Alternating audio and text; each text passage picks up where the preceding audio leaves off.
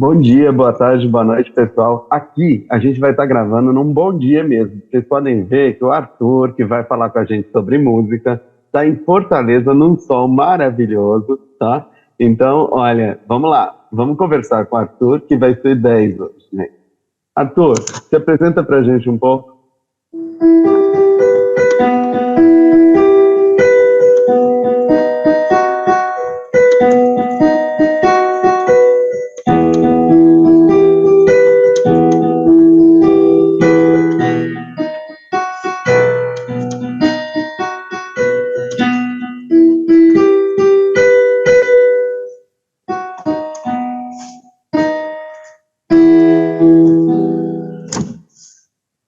Bom dia, gente. É, eu sou o Arthur. Eu não sei assim o que tanto da trajetória que eu devo falar, mas é, é isso. Tenho 28 anos. Eu sou formado em letras, né? Em inglês, né, da área das línguas estrangeiras. Assim, no momento eu não estou atuando exatamente nessa parte. Eu Antes eu trabalhava no Teatro José de Alencar e aí eu usava bastante as línguas estrangeiras com os visitantes, mas depois eu tive que sair tudo, nesse tempo que eu ainda estudava, eu entrei no curso técnico de instrumento aqui em Fortaleza, né, do IFCE. Isso em 2018. Eu antes já tinha feito aula particular de piano, mas até 2018, que foi quando eu entrei nesse curso, eu sempre interrompia, assim, né, os estudos, acontecia alguma coisa e tinha que parar e tudo. Enfim, aí entrei nesse curso com o intuito de nunca mais parar de estudar música, né, estudar piano e tudo. E é, não, não pode.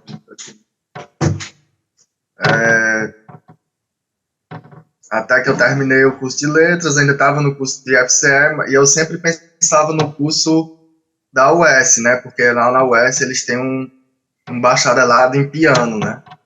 E quando eu lembro que quando eu saí do colégio, eu pensava em fazer esse curso, né?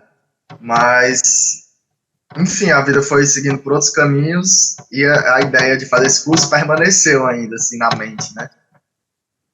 E entrei, enfim, veio a pandemia também, então atrasou, e eu só consegui entrar nesse curso esse ano, né? Então, eu estou agora no segundo semestre do bacharelado em música com habilitação em piano, né, da Universidade Estadual do Ceará, e estou lá tentando dar conta que é muita coisa para estudar, e acho que é isso, não sei se... De onde surgiu essa paixão? Já tem na família, as pessoas gostam de música, de arte, É, né? sim, eu acho que em casa aqui sempre se ouviu muita música boa mesmo, né, de variados gêneros. Minha mãe sempre teve esse bom gosto também, o meu pai, que ele, embora seja artista plástico, né, pintor, né, artista visual de profissão, ele também gosta de tocar um pouquinho de guitarra e tudo, então também trouxe também essa boa influência, e acho que começa aí, a minha tia-avó, né, tia da minha mãe, ela tinha um piano, acho que ela comprou, sei lá, na década de 80, pra, quando ela fez aula também, né, começou a estudar, mas estava lá na casa dela, ela já não tocava mais e a um dado momento ela decidiu dar para nós, né, o piano. E foi lá para casa esse piano, e aí em tal hora eu tive o desejo assim de querer aprender, né, e tudo. E foi quando eu tive a ideia de fazer uma aula particular e tudo. E foi a primeira vez, né, que eu tive esse contato assim. Só que, como eu falei, né, houve as interrupções e tudo. Mas, enfim, o piano, ele estava lá em casa, eu gostei do som dele e quis tocar, né? Foi isso. Eu já vi um trabalho teu falando que a gente até publicou na Comode, que falando sobre a língua, falando da língua tupi, né, da língua indígena e a relação entre a música. Fala um pouco pra gente dele, porque foi muito bom ter visto aquele trabalho. E é Mas, interesse legal. de um jovem nisso, né? Aham, sim, sim. É, eu também, como eu falei, assim, eu também tenho uma paixão por línguas, né? E, e acho que também na minha família, assim, porque o meu pai é do Acre, né? A minha avó e tudo. O pai do meu pai é da Bolívia. Enfim, eu acho que a gente traz um pouco também no nosso imaginário a questão indígena, assim, né? Em vários aspectos. Na arte dele está muito presente isso, né? As histórias que a gente ouvia e tudo.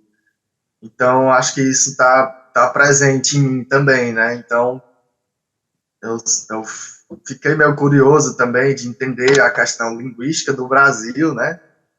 Porque o Brasil, pelo menos nos grandes centros urbanos, só fala português, né? E aí fui tentar entender e saber que língua era usada, né? Antes e tudo. Na verdade, são muitas línguas, né? E aí eu compreendi que era o tupi antigo, né? Como se diz, que era foi a língua mais usada, né, na costa do Brasil, a língua de contato, assim, com os povos que chegaram, né, de fora, tudo, até 1750 e alguma coisa, até ela ser proibida, né, e aí ficou realmente mais complicado, assim, até ela se perder, né, e o português ficar como sendo a língua do Brasil, né. E aí eu achei um autor que fez uma gramática e um dicionário desse tupi. E aí eu estudei, assim, por conta própria. É um pouco difícil, não só por ser bem diferente, né, do que a nossa cabeça está acostumada com língua, mas por também não ser tão fácil de praticar, assim, né, você tá usando e tudo. Então você vai esquecendo, né. Mas ainda tenho vontade de aprender outras, como, por exemplo, o Guarani, que é bem parecida com esse tupi, e aí pelo menos por internet eu poderia praticar mais, né, porque é uma língua falada no Paraguai e tudo, né, em outras partes do Brasil. Enfim, e aí eu uni um pouco essas duas paixões, né, da, da, de culturas indígenas e a música, né, e aí eu ficava me perguntando quais as influências indígenas, né, na nossa sociedade atual brasileira e quais influências essas, né, que, sei lá, estão presentes na música, né, na música brasileira, que é tão rica, né, tão variada e tão bonita. E aí eu fui atrás, assim, de algumas informações e tudo, né, para tentar esclarecer isso para mim e para outras pessoas, né, que porventura lessem esse textinho, né, esse texto que eu escrevi. Eu escrevi lá, né, agradeço o espaço, por ele estar lá, esse pequeno texto. Inclusive, enfim, eu falo de possibilidades, né, de influências rítmicas, melódicas no texto, né, de linguísticas também, né, de sons. E, inclusive, no semestre passado, na UES, eu fiz uma cadeira, né, uma disciplina que era métodos e técnicas de pesquisa em música, né? E aí, como eu tinha escrito isso, a ideia nessa disciplina era escrever como um projeto, né? Para, sei lá, digamos, um mestrado, futuramente. Era uma iniciação realmente à escrita científica. Então eu tentei transformar aquela minha ideia, né, aquele meu texto, numa coisa mais acadêmica, assim. Foi bem interessante a experiência, mas também bem difícil, né, porque tem que, enfim, deixar tudo nessas regras, né, da academia e colocar os dados, assim, muito precisos e tudo, né. E, né, enfim. E aí foi isso, eu acredito que, que possa contribuir, assim, que possa somar com outros trabalhos que já existem, né, nesse sentido, de música indígena e tudo, né, no Brasil.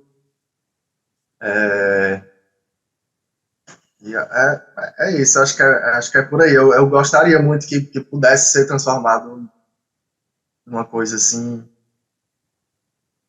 enfim, tá lá, acho que é Não sei. válido. Eu acho que é muito legal e eu queria que você, assim, eu fico encantado em ver pessoas mais jovens que estão aqui buscando alguns dos nossos brasileiros que eu considero fantásticos, tá? Então eu queria que você falasse assim, se pudesse falar principalmente para os jovens, para eles pesquisarem, inclusive, porque muita gente não conhece, alguns desses mestres que vocês seguem bastante, que eu vejo você e o Érico falando muito dele. Érico é o irmão do Arthur, gente, que toca uma guitarra incrível, ele também vai ser entrevistado em breve, tá? Então eu queria que você falasse um pouquinho dessa sua paixão pela música brasileira e pelos grandes da música brasileira que muitas vezes estão por aí e que as pessoas mais jovens já não conhecem tanto. O que você acha? Sim. Quais que você É, gosta? é, eu acho que quando a gente se aproxima, assim, né, da música, uma música que eu digo feita com carinho, com amor, né, uma certa seriedade, eu acho que a gente inevitavelmente vai encontrar esses mestres, né, e, e indo um pouco mais atrás, assim, encontra outros também, e vai conhecendo, né, essas outras pessoas que atualmente com tanta informação, né, tanta difusão assim de outras informações e de outros gêneros musicais, às vezes fica mais difícil, né, encontrar. Mas, por exemplo, no piano, a gente, a gente vai estudar música brasileira também, feita para piano, a gente vai encontrar, sei lá, Chiquinho Gonzaga e Ernesto Nazaré. Então são realmente pessoas mais antigas, né, e que tem muita importância, assim, né, para música instrumental brasileira e tudo. Então é meio que inevitável no que eu digo assim, né, você está estudando piano e você vai esbarrar com essas peças, né, com essas pessoas. E acho que e eu acho que isso diz tanto sobre a cultura, né, do Brasil, sobre nós, né, que como você falou, né, se torna muito importante, né? A gente conhecer, entender se deliciar também, né? Porque é muito, são obras e pessoas importantes, e aí vem muitos, né? Vem muitas outras pessoas, de outros instrumentos também, né? É, Eu vi vocês encontrando Hermeto Pascoal e Egberto Gismonti outro dia na internet e vocês ficarem encantados exatamente porque são mestres e que, assim, no Sudeste, por exemplo, não são tão badalados, né? Eu né? adoro eles e sei que eles são bem difundidos, mas esses jovens que estão vindo, eles, assim, têm mais dificuldade de saber, como você falou, de Chiquinha Gonzaga, de Ernesto Nazaré, Zequinha de Abreu e vai embora. Sim. Então, se é legal, se você quiser até dedilhar alguma coisa, é legal. Certo. Eu estava pensando na minha cabeça aqui na Gilberto Gismonti, né? Porque ele também toca piano e tudo. O Hermeto também, essa galera é demais, né? E a cada coisa linda, assim, que eu sempre me sinto muito tocado, assim, né? Por, por, por pelas melodias desses mestres, né? Então, tô até me lembrando aqui de uma música que eu gosto muito do Egberto, que é Louro, que ele fez pro Hermeto, né?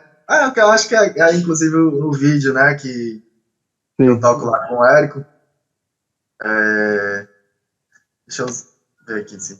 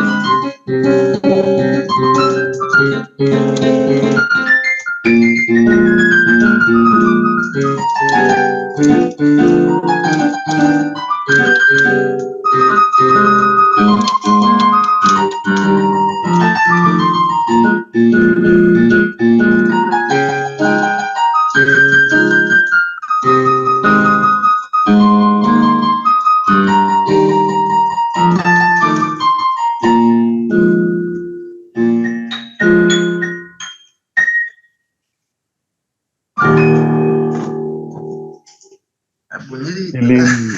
É Pra quem lindo. pisar com os dedos frios, mas Ai, enfim, quando eu escutei essa música, eu, caramba, que lindo, né? Eu quero tocar isso. E aí foi, enfim. eu acho que, você citou o Zequinha de Abreu e a Chiquinha Gonzaga, eles também, quando você ouve a primeira vez, você olha e fala assim, não, eu quero tocar. E isso Ah, é uma coisa que chama atenção, né? sim. Eles criam de um jeito que a gente fala, eu quero isso para mim. Então, para quem gosta de música e está ouvindo a gente, tenho certeza que vai pensar a mesma coisa. E você Ah, tem umas composições muito legais. Eu queria que você falasse o como é se sentir criando. Tá? Eu acho que essa garotada, principalmente, ela tem que entender que a musicalidade está presente em todos nós. A gente só precisa desenvolver, né? uhum, sim. É, Como que é?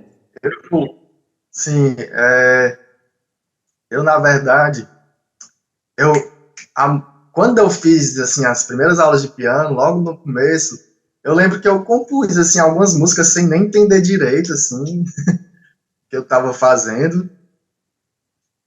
Tem até uns vídeos no YouTube, mas eu nem recomendo tanto porque o piano estava meio desafinado, assim, e enfim, tem lá algumas coisas minhas, mas eu até gostaria de estar compondo mais, né, nesse momento, assim.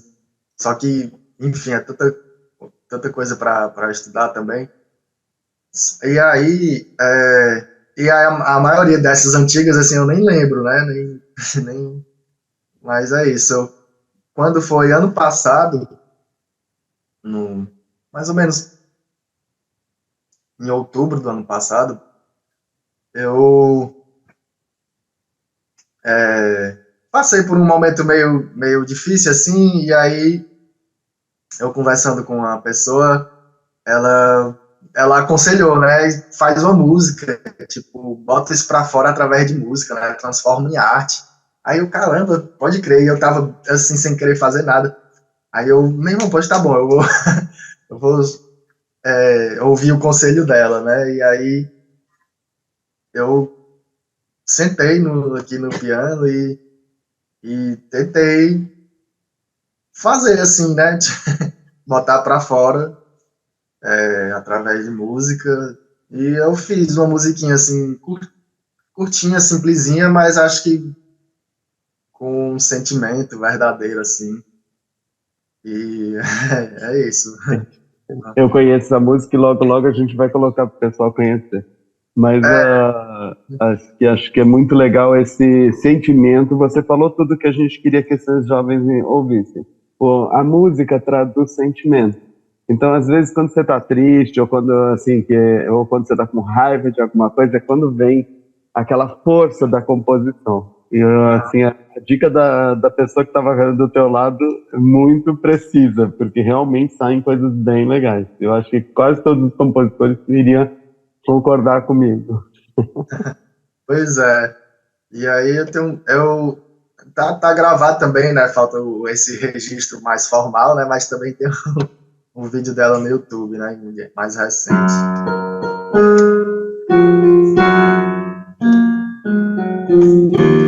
Eu não sei se eu deveria tocar, deixa para depois. Mas Deixa para depois. A gente, depois que vai ser registrar, a gente coloca ela a gente volta e coloca no vídeo. Eu acho que a gente conversou um pouco com o Arthur, a gente não vai estender muito, porque você sabe que a internet é curtinha. Depois eu vou ver se tem uns vídeos no YouTube, vou pegar e anexar, porque fica legal dentro da entrevista. E eu queria te agradecer muito pela disposição de falar com a gente, tá? A gente sabe que músico não gosta muito de aparecer desse jeito, mas assim, é importante para vocês, tá? E eu acho que, assim, os jovens, e principalmente jovens talentos, e que valorizam essa música, essa tradição da música brasileira, são fantásticos, porque, na realidade, vão levar essa música para frente, tá? Então, eu até te agradeço por fazer isso, porque eu vejo que você reproduz junto com o Érico várias vezes algumas músicas maravilhosas do castanheiro popular brasileiro, dentro do YouTube, etc., e fica muito legal, porque a gente está precisando disso. Tá. Massa, eu que agradeço também, foi massa. E valeu, obrigado. Obrigado, Arthur. Valeu. E até a próxima. E a gente vai soltar a música, tá bom? Tá bom. Valeu, um abraço. Tchau. Tchau.